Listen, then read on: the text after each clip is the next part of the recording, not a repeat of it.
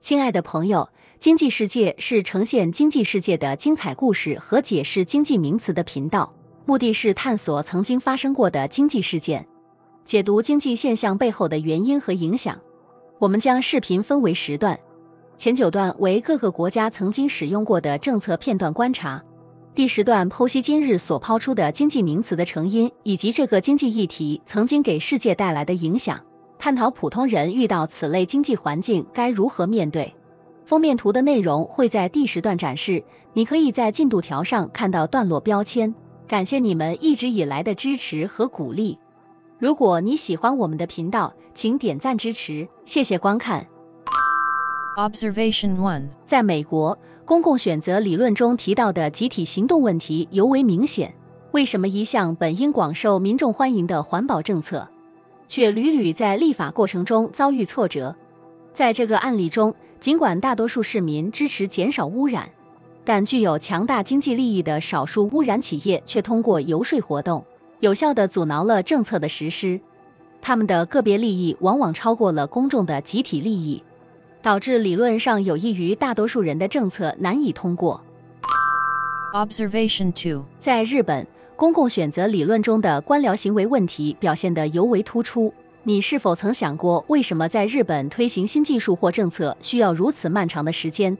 日本的一个主要问题在于，官僚系统因其复杂性和保守性，常常导致政策实施效率低下。官员们更倾向于保护自身的职位安全，而非积极推动创新。这种行为最终抑制了国家的整体创新能力和响应市场变化的速度。Observation 3. 在巴西，面对严重的贫富差异，公共选择理论中的选民无知现象尤其明显。为何在巴西的贫困地区，那些明显不利于贫困民众的政策还能得到支持？原因在于信息的不对称以及教育水平的差异，导致贫困选民往往不能完全理解政策的长远影响，或被有意误导。这种现象不仅削弱了民主的效能，也加深了社会的不平等。Observation 4. 在南非，公共选择理论的一个关键问题是政府采购中的腐败。你是否曾想过，为什么阿尔法镇的新学校建设项目花费了预算的3倍，却迟迟未能完工？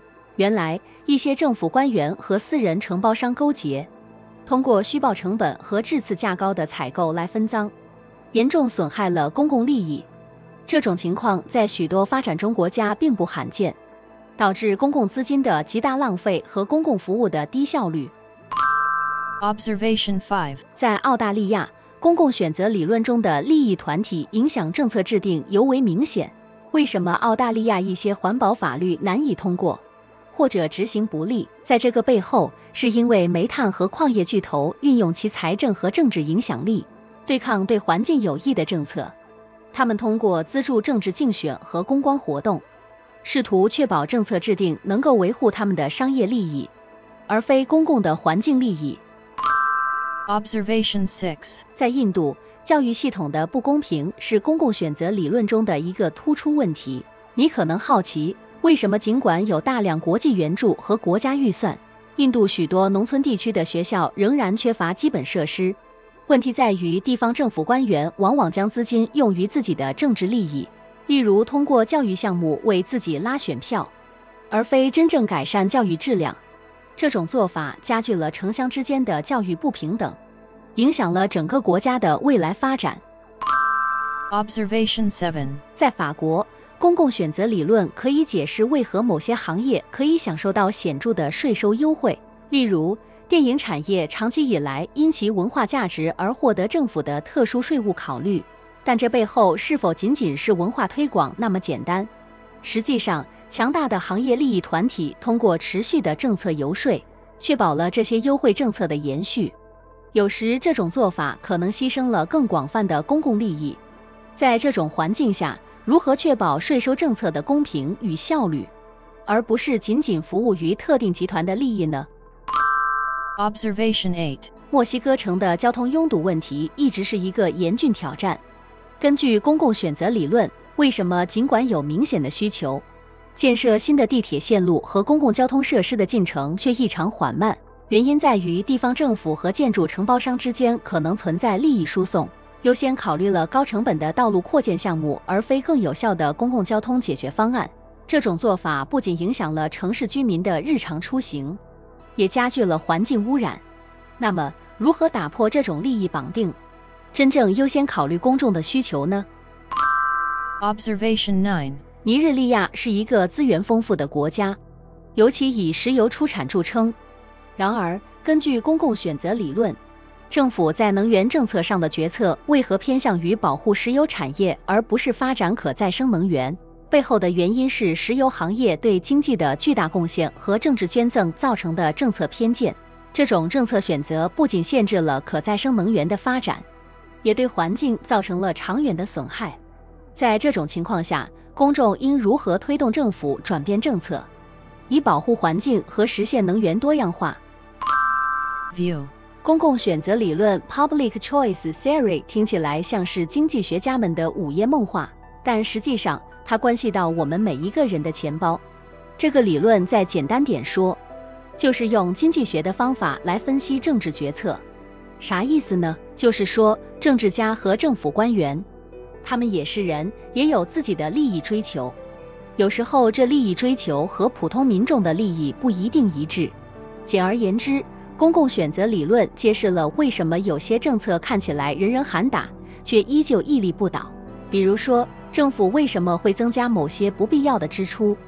为啥有些明明对社会没什么好处的项目还能获得资金？这背后往往是因为政治家们要通过这些项目来满足某些小团体的利益，以换取选票或是政治捐款。这不仅仅是道听途说，美国在20世纪中期就有过类似的实践，尤其是在各种公共工程和福利政策上，政客们通过这些政策拉拢选民，确保自己能够连任或获得更多的政治影响力。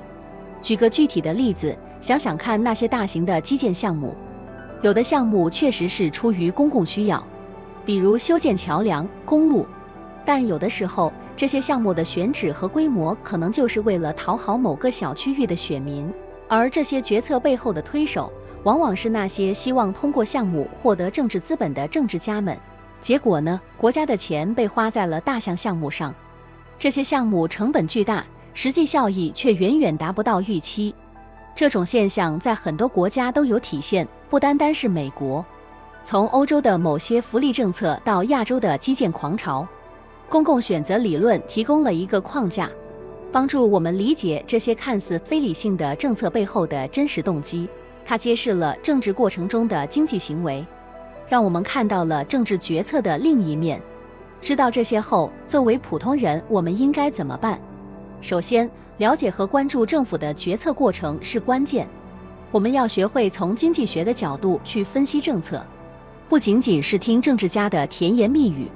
通过投票、参与公共讨论等方式，我们可以对这些不符合大众利益的政策说不。而更重要的是，我们需要持续推动政治透明度和问责制，确保每一分税钱都花得其所。在公共选择理论的背景下，我们不妨看看瑞典在20世纪70年代的典型案例。那时候，瑞典面临着严重的经济放缓问题，失业率持续上升，政府税收减少，公共债务不断增加。为了刺激经济增长，改善就业情况，瑞典政府决定采取一系列财政刺激措施，这包括了大规模的公共投资和福利政策扩张。具体来说，瑞典政府大力投资于基础设施建设，比如新建和翻修公共交通系统，以及增建公共住房。此外，瑞典还扩大了社会福利体系，提高了失业救济金、养老金以及公共医疗服务的覆盖范围和标准。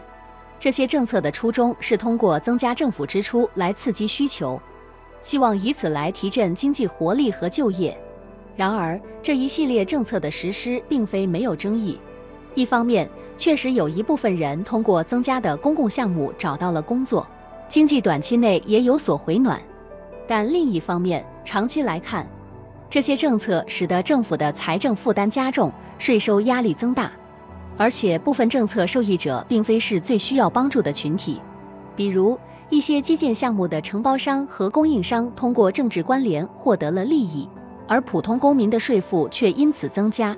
更具体的一个例子是瑞典的某个大型公共交通项目，该项目原本设计为缓解斯德哥尔摩地区的交通拥堵，预计可以创造数千个就业机会，但项目实施过程中，成本不断上涨，最终超出了预算的数倍，而且由于规划不当，该项目并没有达到预期的效果，反而增加了政府的债务负担。通过这样的实例，我们可以看到公共选择理论在分析政策背后的经济动机和结果上的重要性。这不仅仅是一个理论模型，而是实际影响到每个人生活和国家经济健康的实际问题。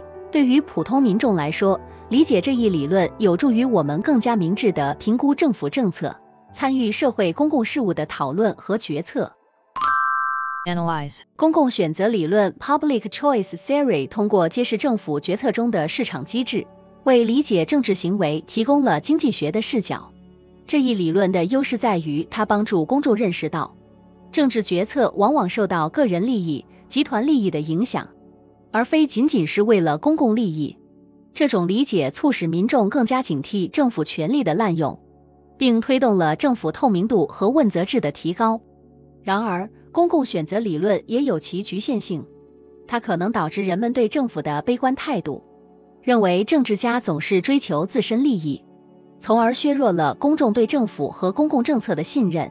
这种悲观主义有时可能使得必要的政府干预和公共投资受到无谓的阻碍。对普通人的生活而言，公共选择理论强调了成为一个信息充足、积极参与的公民的重要性。它鼓励人们了解政策背后的经济动因，批判性地评估政府提案，从而使得政府决策更透明、更符合公众利益。简而言之，公共选择理论不仅是一种经济学理论，更是一种促进民主深化和政府质量提升的工具。